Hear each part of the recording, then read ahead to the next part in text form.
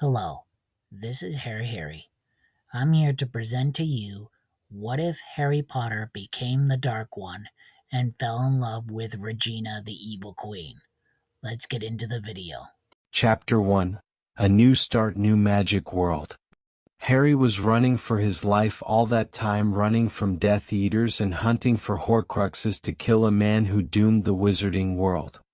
Harry became the immortal Master of Death and would live till the last star burned out, but not even the Master of Death could stop this from happening.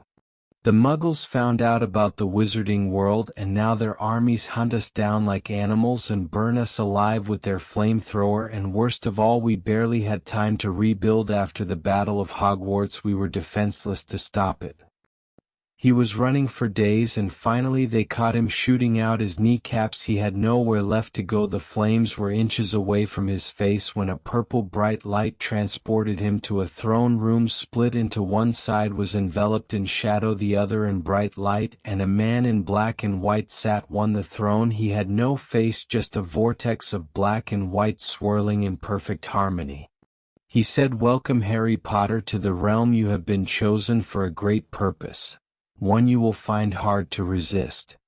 My name is Lord Velcarit, God of darkness and light, protector of the balance between good and evil.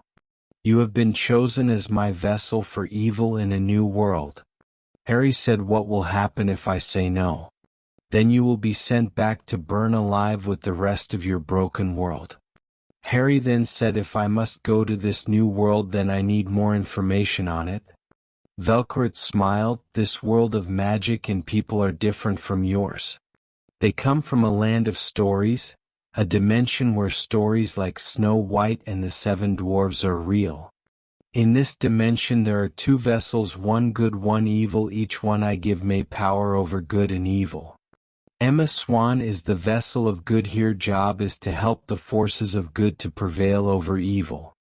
The Dark One is the vessel of evil held by Rumpelstiltskin. However, the Dark One has been compromised by a man you know as Merlin. He corrupted May artifact meant to help control his power like a magical focus. Merlin corrupted it so he can control May vessel and prevent me from keeping balance over this world. What will happen if this artifact you speak of is not cleansed of this corruption? Evil will cease to exist and the balance will be destroyed. And how am I to do that?" Harry said. Velcarit frowns. "You must kill Rumpelstiltskin and take his place as May vessel of evil and see that balance is restored to the world. If you agree to do this, I will give you many gifts to ensure your loyalty."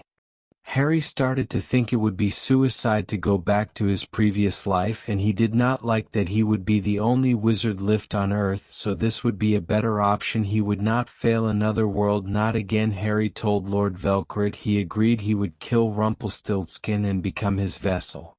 Velcarit smiled and said, "Very well, good luck. I will also communicate with you again to give you more information about the world you are stepping into and to tell you about your gifts that you will eventually receive."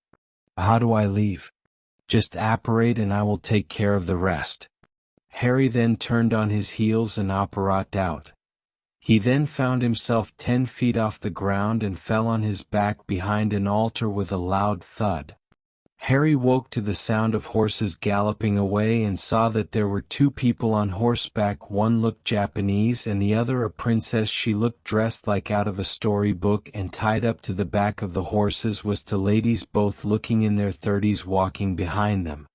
Harry notes that he had the Elder Wand, the invisibility cloak and the resurrection stone. He took out his wand and cloak and followed behind them until he reached a village. The four people entered the village, and then the woman in pink attacked the princes and yelled, "Run!" Harry knew that they wouldn't get far. The pink woman was knocked out cold and they took them to a hut that they used for prisoners. The lady in the red jacket, so that was Emma Swan, the vessel of light the entity spoke of, and she was held captive. He would buy his time and save them. When night fell, he sleeping under his cloak. The next morning at 12 p.m. he saw one of the villagers go to the hut and bring Emma and the pink lady out. A man with medieval armor came out and the pink lady recognized him by saying Lancelot. The armored man then did the same and said Snow. What? Harry stood shocked. Snow as in Snow White and Prince Charming. This is getting exciting. But then he hears the knight and princess talking about how the princess wanted revenge after her lover was killed by a creature. Wait, did Snow White and Emma lead a dangerous animal here and it killed someone? Why? Harry continued to observe the village until Mulan then took a chest from one of the loading carts and opened it and said, choose wisely. Snow choose a bow and Emma choose her revolver. What a goddamn minute, that's a gun. That means they're going back to Stwarbrook. That's where the Dark One is and where he needs to go. He then followed them for a few miles. They then stopped to make camp. He followed Snow only to find that the princess was coming up to her with a dagger. Before she could raise it, Harry threw off his cloak and cast a stunning hex at the princess. She dropped to the ground. Snow did a spin and drew her bow and said, who are you and why did you save me? I am Harry Potter. I am a wizard from another world. I came to help you return to Storybrooke. Snow lowered her bow and said, my name is Snow, nice to meet you. No, will you undo the spell you put on the princess? And Harry did. Snow to her wood and Harry back to camp and introduced Harry to Emma and Mulan. They were hesitant to trust him, but he saved Snow, so they knew he was a good egg. However, the princess clearly had not learned her lesson and grabbed Emma's gun and almost killed Snow before she was disarmed. There was a loud growl in the distance. Snow said run, but Harry heard a voice say it is okay to cast darker spells. Harry, there are no consequences for the unforgivables here. So Harry stood his ground, and when the ogre came into the camp, Harry screamed Avada Kedavra. The green killing curse shot from the Elder Wand and killed it in one strike. Emma Swan said aloud, glad he is on our side. Snow noticed out of the corner of her eye as Harry sneered and glared at Emma for saying that. Then Harry quickly wiped it off his face when he noticed her looking at him.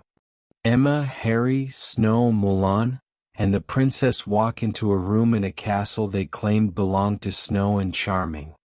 Harry said, why are we here? Snow said, the magic wardrobe that I sent Emma in is here. Emma said, this looks just like the book Henry has. Harry, here it is, the way back. It needs a recharge. I do not have the power to do it. Snow said, maybe someone in the village knows. I will help you get it back, Lancelot said as he entered the room. Harry immediately senses an evil presence coming from him and does nothing because his job is not to stop evil, it is to make sure it continues. Snow figured it out slower than Harry and she said, Cora. Evidently Cora killed Lancelot a long time ago and had been posing as him for years. Very clever. Snow tried to strike Cora, but Cora flung Snow against the wall and pined here there.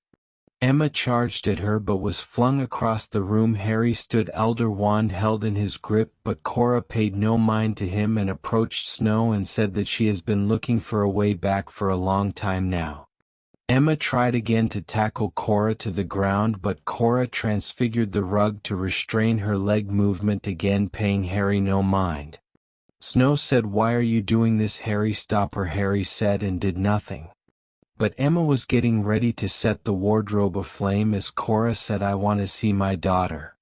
It has been too long. Emma then said, no you're not, then lit the gunpowder she laid on the wood and the wardrobe was no more as Cora said new. Cora then used the flames to throw a fireball at Emma, and Harry deflected it with his wand. Cora said, we are not done, and she vanished. Emma and Snow talked while they made a plan. Harry took some of the ash for potion ingredients. Then they all left. Cora returned to do the same as Harry. You know, I could apparate us back to the village. I have been there, Harry said. Snow said that would be helpful. Harry gave all the info needed for the travel, and Harry warned them about the motion sickness and to grab onto him tightly, and they were off with a loud pop.